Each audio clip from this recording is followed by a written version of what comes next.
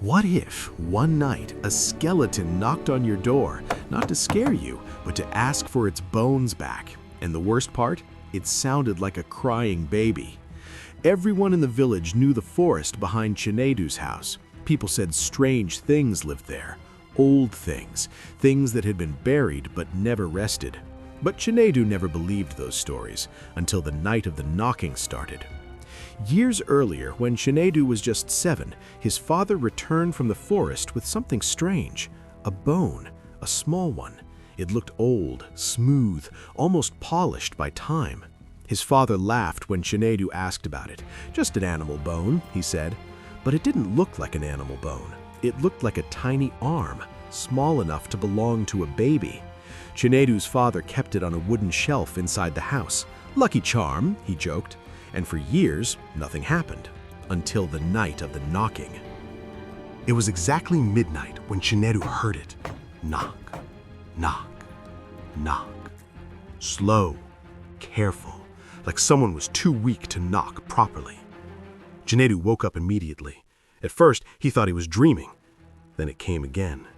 Knock, knock, knock. His parents were asleep. The house was silent. But the knocking continued, soft, patient, waiting. Chinedu slowly got out of bed. His heart was beating fast. Who would knock at midnight? He walked quietly to the door. The knocking stopped. For a moment, there was silence.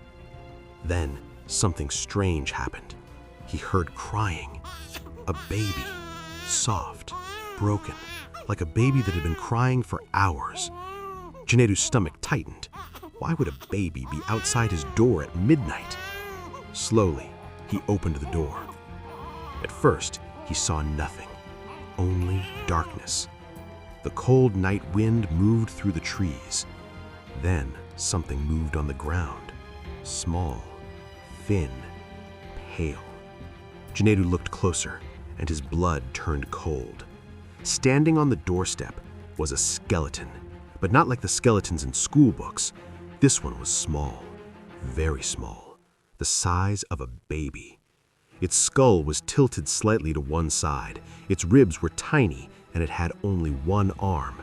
The other side was empty, just a broken joint where a bone should be. The skeleton slowly lifted its head, and then it made the sound again, a baby's cry. Soft, weak, like it was begging for help. Chinedu wanted to scream, but he couldn't move. The skeleton slowly raised its single arm and pointed inside the house. Not at Chinedu, past him, into his room. Chinedu's breath stopped, because inside his room, on the wooden shelf, was the bone his father had taken from the forest. Chinedu slowly stepped backward. The skeleton moved forward, but not like a monster, not like something evil. It moved the way a baby crawls, slow, unbalanced, its bones clicking softly as it dragged itself across the floor. Chinedu's heart pounded. The skeleton stopped in the middle of the room. Its empty shoulder turned toward the shelf. It pointed again at the bone. Then the crying started again, louder this time. Not angry, not threatening, just sad. Very, very sad. Chinedu realized something terrifying. The bone on the shelf was its arm. His father had taken it from the forest, and now the skeleton had come back for it. But something about this felt wrong, because the skeleton wasn't acting like a monster. It was acting like a child, lost, hurt, looking for something that belonged to it. Chinedu slowly reached for the bone. The skeleton stopped crying immediately. It watched him, waiting. When Chinedu touched the bone, the room became cold, so cold that his breath appeared in the air. The skeleton took one slow step closer, its skull tilted, like a baby watching a toy. Chinedu held the bone out. His hands were shaking. The skeleton reached forward, its tiny fingers closed around the bone, and for a moment, nothing happened. Then the skeleton gently pressed the bone against its shoulder, and the bone snapped into place, like it had never been broken. The skeleton stood still. Then slowly, It looked up at Chinedu. For the first time, the crying stopped, and something even worse happened. The skeleton spoke, but the voice wasn't a baby's voice anymore. It was something older, something ancient. "You took what belongs to the dead." Chinedu felt his knees weaken. "I didn't," he whispered. "My father did." The skeleton turned its skull slowly toward the door, as if it had heard that. Then it looked back at Chinedu, and something terrifying happened. The skeleton began to grow. The bones stretched, the ribs widened. The tiny baby skeleton slowly changed shape, becoming bigger, older, stronger. In seconds, it was no longer the size of a baby. It was the size of a child. Its skull turned slowly toward the hallway where Chinedu's parents were sleeping. Then it began walking toward their room. Chinedu ran after it. "Wait!" The skeleton stopped, but it didn't turn around. Chinedu's voice shook. "My father didn't know." The skeleton slowly turned its head. Then something strange happened. It reached out and touched Chinedu's forehead. Suddenly, Chinedu saw something. Not the room, not the house, the forest.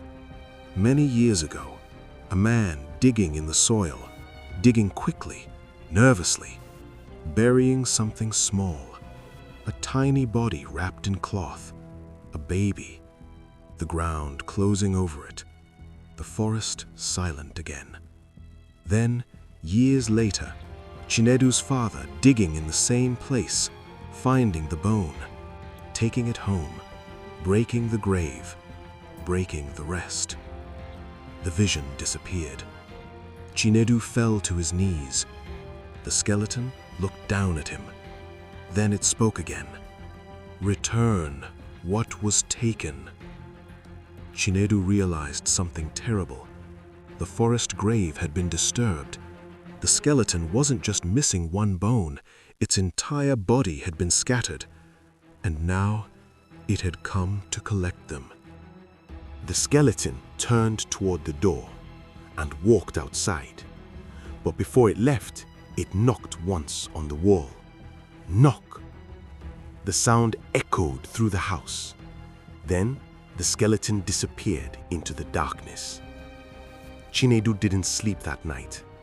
The next morning, he told his father everything. His father didn't laugh this time, because when he checked the wooden shelf, the bone was gone. And outside the house, in the dirt, were small skeletal footprints leading back toward the forest. But the story didn't end there, because the next night, at exactly midnight, there was another knock. Knock, knock, knock. Chinedu opened the door slowly. The skeleton was back, but this time it wasn't alone. Behind it, dozens of small skeletons stood silently in the darkness, all the size of children, all missing bones, and all of them pointing at Chinedu's house. Because sometimes, when you take something from the forest, the dead don't come back for revenge. They come back to take everything else.